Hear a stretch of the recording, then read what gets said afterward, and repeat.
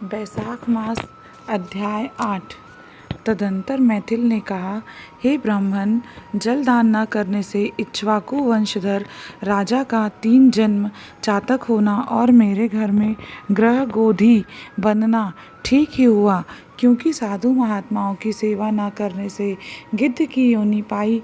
परंतु आपने जो यह कहा कि उसे 7 जन्म तक कुत्ते की योनि मिली, यह बात मुझे बहुत अनुचित प्रतीत होती है कि उसे बिना कारण ही कुत्ते की कुयोनि क्यों मिली। हे विप्रपर, मैं आपका प्यारा शिष्य हूँ, आप मेरे इस संशय को दूर कर दीजिए। राजा के प्रश्नों को सुन महायशस्वी श्रुतदेव धन्य धन्य कहकर कहने लगे, हे राजन, हे पाप रहित, जो तुमने पूछा है मैं उसका समाधान कहता हूँ। यही बात कैलाश के शिखर पर शिवजी ने पार्वती से कही थी। सब लोगों की रचना कर उनकी आमुष्मिक और ऐहिक 2 प्रकार की स्थिति बनाई, जल सेवा, अन्न सेवा और औषधि सेवा।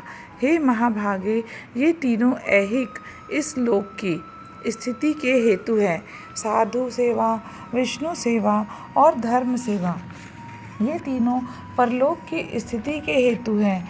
ऐहिक हेतुओं को करना तत्काल धन संपत्ति देता है, ऐहिक हेतुओं को करना तत्काल धन संपत्ति देता है। अप्रिय बातें कहना भी दुख का हेतु होता है। यहाँ एक पुराना इतिहास वर्णन करते हैं, जो ऐसा पापनाशक और अद्भुत है, जिसके सुनने से रोमांच हो जाते हैं। यज्ञ दीक्षा में उपगत दक्ष प्रजापति एक समय महादेव जी को बुलाने कैलाश पर गए। उन्हें देखकर उन्हीं की भलाई सोच महादेव जी ने उठकर आदर नहीं किया। शिव जी ने सोचा, मैं संपूर्ण देवताओं का गुरु हूँ। स्वामी सेवक के आने पर पति स्त्री के लिए, गुरु शिष्य के लिए नहीं उठते हैं। जो स्वामी स्वयं भृत्य आदि के लिए उठते हैं, उनकी आयु, धन और यश तत्काल नष्ट हो जाता है। इसलिए मुझे उठना उचित नहीं है। यह मेरा प्यारा ससुर है। ऐसा विचार कर दक्ष प्रजापति की भलाई सोच महादेव जी आसन से न उठे। तब महादेव जी द्वारा उठकर आदर न किए जाने के कारण दक्ष प्रजापति को बड़ा क्रोध आया और अनेक प्रकार से महादेव जी के आगे ही निंदा करने लगे कि ऐसा अहंकारी, जिसका धन केवल एक बूढ़ा बैल है, कपाल की हड्डी धारण करता है, शमशान में घर है, सर्पों के आभूषण धारण कर रहे हैं, संग में रात दिन भूत प्रेत पिशाच ऐसे ऐसे दुर्जन रहते हैं। दुरात्मा नारद के बताने से मैंने अपनी कन्या सती का विवाह इसके संग कर दिया। यह भी अलग धर्म वाली हो गई। मैं इसे कभी नहीं सह सकता। मेरी पुत्री से भी मुझे कुछ प्रयोजन नहीं। ऐसे विमूढ़ आत्मा दक्ष ने सती और शंकर को निमंत्रण नहीं दिया और अनेकों प्रकार के कुवाक्य कहकर चला गया। तदंतर यज्ञ स्थान में जाकर ऋत्विक और मुनियों को संग ले विधि पूर्वक यज्ञ करने लगा और शंकर जी की निंदा करता रहा।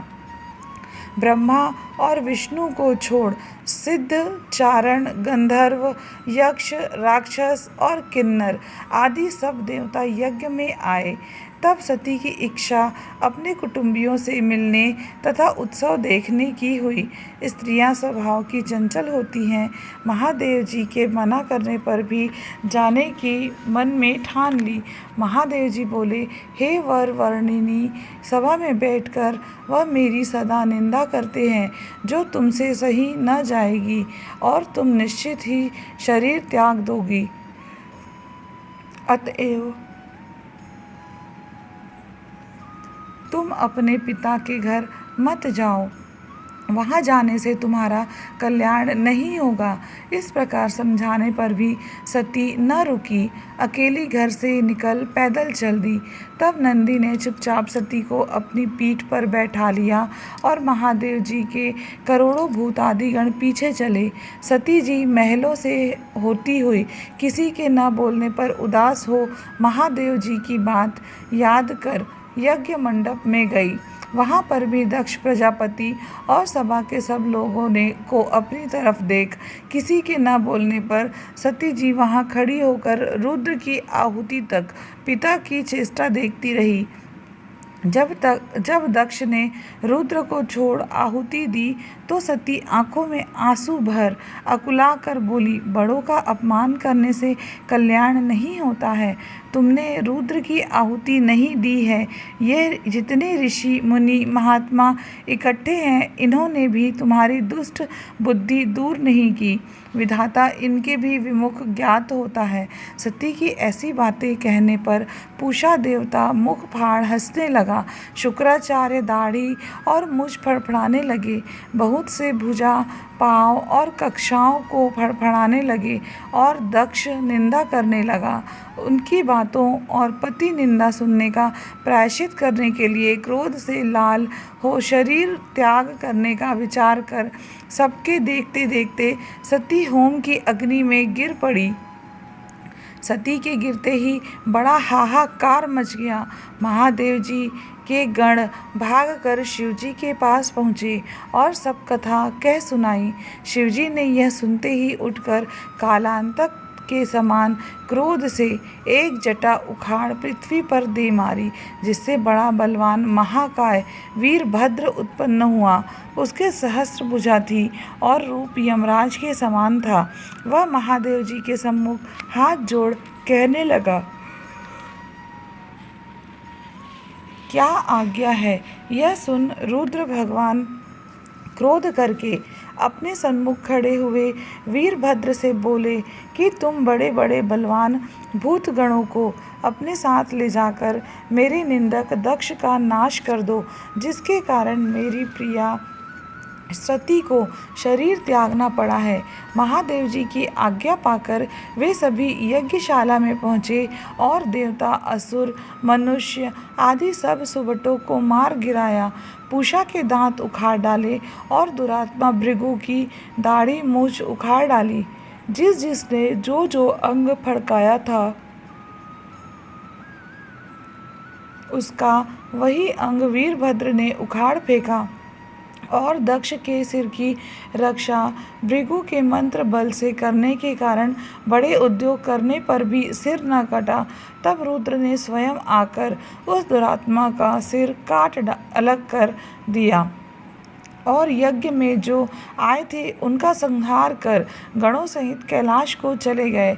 मरने से जो बचे थे वे ब्रह्मा जी की शरण में गए। उनको संग ले ब्रह्मा जी कैलाश पर पहुँचे। महादेव जी का क्रोध शांत कर समझा बुझाकर उन्हें ले यज्ञशाला में गए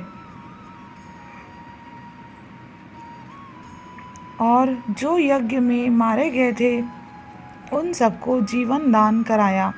सदाशिव ने दक्ष के धड़ पर बकरे का सिर रख दिया। उसी से उनकी प्रसन्नता के लिए बंग बंग बंग किया जाता है। बकरे की दाढ़ी भृगु जी के मुख पर लगा दी। पूषा के यहाँ तहाँ अंग लगाकर सबके सिर जोड़ और सबका कल्याण कर दिया। दक्ष का यज्ञ पूरा कराकर देवता अपने अपने स्थानों को गए और शिवजी नैष्ठिक ब्रह्मचर्य व्रत धारण कर गंगा तट पर पुन्नाग वृक्ष के नीचे तप करने लगे। दक्ष पुत्री सती ने हिमाचल के घर उसकी स्त्री मेनका के गर्भ से जन्म लिया और वहीं पर उनका पालन पोषण होने लगा। इतने में तारकासुर नामक एक राक्षस उत्पन्न हुआ और परमेष्ठी ब्रह्मा से वर पाया कि सिवाय रुद्र के महाबली पुत्र के तू किसी से भी नहीं मरेगा। यह बात सुन उसने सोचा कि शिवजी के कोई स्त्री तो है ही नहीं, पुत्र कहाँ से होगा। यह सब लोगों और देवताओं को सताने लगा। तब देवताओं ने दुख पा ब्रह्मा की शरण ली। ब्रह्मा ने देवताओं को समझाया कि रुद्र भगवान की पत्नी सती ने पहले अपने पिता के यज्ञ में शरीर त्याग अब हिमाचल के घर जन्म लिया है, जिनका नाम पार्वती है, और रुद्र भगवान हिमाचल के शिखर पर घोर तप कर रहे हैं किसी तरह पार्वती का पाणी ग्रहण रुद्र भगवान से कराना चाहिए। ब्रह्मा के यह वचन सुन सब देवता इंद्र को लेकर अमरावतीपुरी में गए और बृहस्पति जी से सलाह कर अपने कार्य सिद्धि के लिए इंद्र ने नारद और कामदेव को बुलाया। उन दोनों को बुलाकर नारद जी को हिमाचल के पास कहला भेजा कि वह अपनी पुत्री जो पहले दक्ष की कन्या थी उसको शिवजी की पत्नी बनाने को नियुक्त करे। नारद जी से जैसा कहा गया था वैसे ही करने चले गए। फिर कामदेव से कहा कि सब देवताओं और महादेव जी के हित के लिए बसंत ऋतु को संग लेकर रुद्र भगवान के तपोवन में चारों ओर मनोहर बसंत ऋतु का विस्तार करो। वहाँ पार्वती जी महादेव जी के पास पहुँच जाए, तब धनुष पर बाण चढ़ाकर ऐसा मारो कि महादेव जी के मोहित होने पर, उनका संगम होने पर सब कार्य पूरे हो जाएं। कामदेव ने जो आज्ञा कहकर बसंत ऋतु अपनी स्त्री रति और अनुचरों को संग ले उस ओर शीघ्र जा अपनी शक्ति से असमय में बसंत ऋतु उत्पन्न कर दी, जिससे चारों ओर वन में शीतल मंद सुगंधित वायु चलने लगी। दैवात उसी समय महादेव जी भी पार्वती की सेवा से प्रसन्न हो उन्हें गोदी में बैठाकर कुछ कहने लगे। तब कामदेव ने प्राण प्रिया के संगम का उचित समय जान महादेव जी के पीछे वृक्ष की ओर से एक बाण छोड़ दिया, जिससे महादेव जी ने मन चंचल होने से चित्त में व्याकुल हो इधर उधर देखा तो कामदेव दिखाई पड़ा। क्रोध से अपने मस्तक के तीसरे नेत्र खोलकर पार्वती को दूर करके ऐसी तीक्ष्ण अग्नि प्रकट की कि सब संसार भयभीत हो गया और उस अग्नि से धनुष बाण सहित कामदेव भस्म हो गया। देवता अपने कार्य की सिद्धि समझकर तथा बसंत और रति भयभीत हो भाग गए। पार्वती डर के मारे आंख बंद कर दूर हट गई और महादेव जी भी अंतर्ध्यान हो गए। हित की इच्छा करने वाले देवताओं को कुछ भी फल की सिद्धि नहीं हुई, उल्टा अनर्थ हुआ। जो कोई साधुओं के संग दुष्टता करते हैं उनका कहना ही क्या है। इसी प्रकार साधुओं की सेवा न करने से इक्ष्वाकु के पुत्र ने दुख भोगा और अनेक बुरी योनियों में जन्म लिया। जो रात दिन इस पुण्य चरित्र रूपी पुराने इतिहास को सुनते हैं वे जन्म मृत्यु बुढ़ापा आदि से निसंदेह छूट जाते हैं। वैशाख मास 8वां अध्याय समाप्त। तो वैशाख मास महात्म की कथा के श्रवण एवं पाठन के माध्यम से ही हम सभी श्री हरि विष्णु एवं भोलेनाथ की कृपा के पात्र बन सकते हैं। आप सभी सच्ची श्रद्धा भक्ति के साथ प्रभु की सेवा करते रहें एवं धर्म कर्म के कार्य दान धर्म करते रहें और अपने पुण्य को बढ़ाते रहें। इस प्रकार प्रभु के प्रिय बने। आप सभी से निवेदन है कि यदि मेरा यह वीडियो आपको थोड़ा सा भी अच्छा लगता है तो प्लीज़ इसे लाइक करें, मेरे चैनल को सब्सक्राइब करें और बेल आइकन को अवश्य प्रेस करें ताकि जब भी मैं कोई नया वीडियो अपलोड करूं आपके पास सबसे पहला नोटिफिकेशन पहुंच जाए। दोस्तों, सब्सक्राइब करने में आपको पैसा नहीं लगता और ना ही कोई मेहनत लगती है।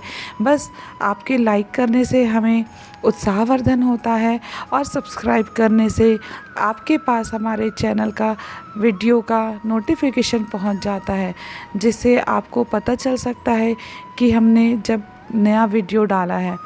तो इसलिए आप सभी से निवेदन है कि इस चैनल को लाइक करें, चैनल को सब्सक्राइब करें, वीडियो को लाइक करें और दूसरों के साथ शेयर अवश्य करें। इस प्रकार से आप अपने पुण्यों को भी बढ़ा सकते हैं। आपके द्वारा शेयर करने से जितने अधिक लोग इस वीडियो को श्रवण करेंगे उतना ही आपका पुण्य फल दिन दूना और रात चौगुना बढ़ता जाएगा। तो आप सभी से निवेदन है कि आप सभी इस वीडियो को अवश्य शेयर करें। बस इस वीडियो में इतना ही मित्रों। आप सभी को राधे राधे।